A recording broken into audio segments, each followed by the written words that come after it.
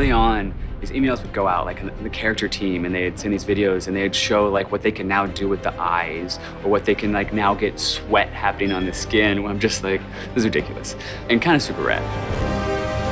Hey, brother! Watch out!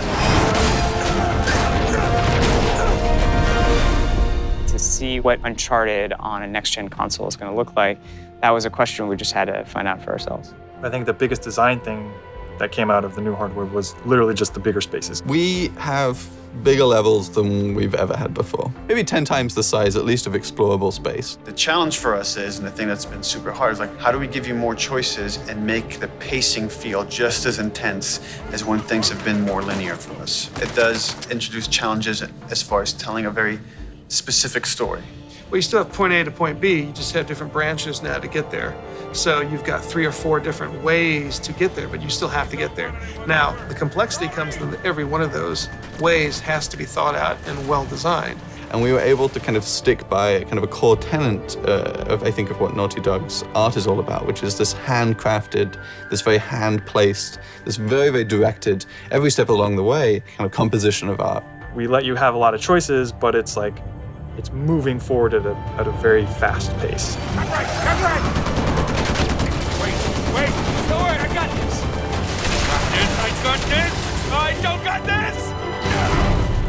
We've been able to make the world so much bigger than we've ever been able to make before, and then also, at the same time, improve the detail of any one area. So we've increased the density of detail and the size of the world all at the same time. So with larger worlds comes larger possibilities, and larger possibilities usually mean more detail.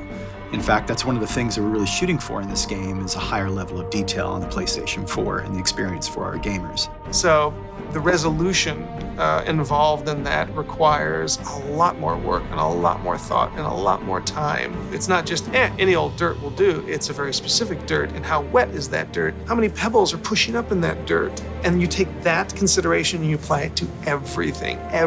One of the things that I think improved the most from Uncharted 3 to Uncharted 4 is texture resolution. Bigger texture means more detail. The new hardware just allows us to achieve what we've been trying to achieve the whole time. And that's just believability and complexity. There's a lot of just passion into all these small details that really shines through. And it's because we really empower people who care to make the difference that they want to make. Nathan Drake in-game has at least 11 to 12 outfits. And that's just for Nathan Drake. Think about, we have Elena, we have Nadine, we have Rafe, we have Sully, we have Drake's brother. Everything suddenly needs a level of thought and scrutiny that we didn't have to do before. It makes a much more rich experience, a much more immersive experience, but it takes a lot of time. Just the quantity of interactable things in the environment. I mean, we really want our jungles and our environments to feel alive. And being able to have hundreds and hundreds of objects that can be destructible and it's moving around. It impacts gameplay in that, your cover can be destroyed, so you have to move around more. But even outside of that, just seeing all this stuff happening, the screen is so much more alive. The world is much more alive. Everyone here respects the craft of making a video game, and that why shouldn't every part of this game be the best thing, the best art, the best, have design really be like serious, considered design and crafted experience for the player. And once that kind of gets into the DNA, it kind of takes over everything. And, everybody from the very top to the very bottom, we do have a structure. We're flatter than a lot of places, but we do have a structure. But everybody listens to everybody. And if somebody has a fantastic idea, they're encouraged to just shout it out and people will listen. That feedback, it's welcome and it's encouraged, and we want that because that kind of format is ultimately going to challenge all of us and challenge everybody to say, like, can we do better? What's most important is when you stand back and you look at the whole, and when you're running through the level, and you're experiencing and playing through the gameplay. The environments, the characters, the art, it's all there to just support the experience. It shouldn't stand out as the experience. Hop on!